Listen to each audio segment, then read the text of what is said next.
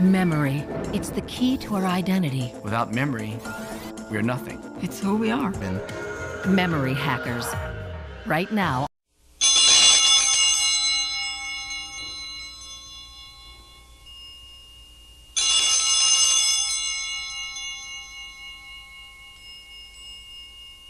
We're now reaching the end of Lent, and most of us are probably looking forward to Easter.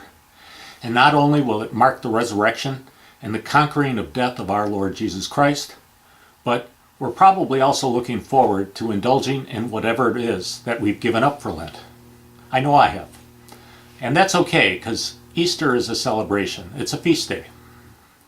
But what about the following Monday, the day after Easter? What are we going to do then?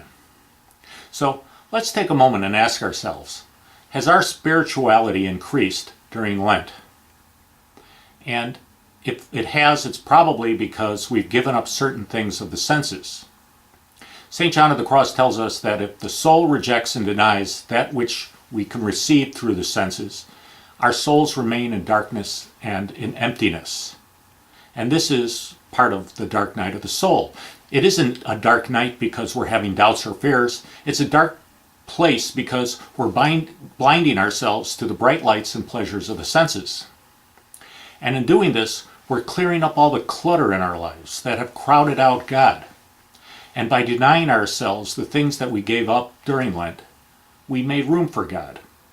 Now, do we want to drop all of that and go backward the day after Easter? Do we want to crowd God out again? So, before the end of Lent, it might be time to take stock of what we gave up.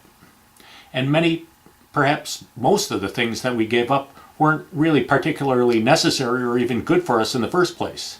They might have been downright unhealthy for us, either physically or spiritually. So, come Monday morning, maybe we should jettison some of those things for good.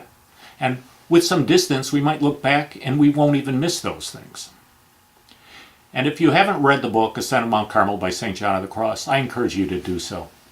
I have my Cliff Notes video series on the book linked down below. I hope that you've enjoyed this brief installment. We'll be back again soon with another one, but in the meantime, please check out my Facebook page, which is also linked down below, and please pray for the church. Hey, yes, could you lose? Well, I worked so hard trying to find some happiness.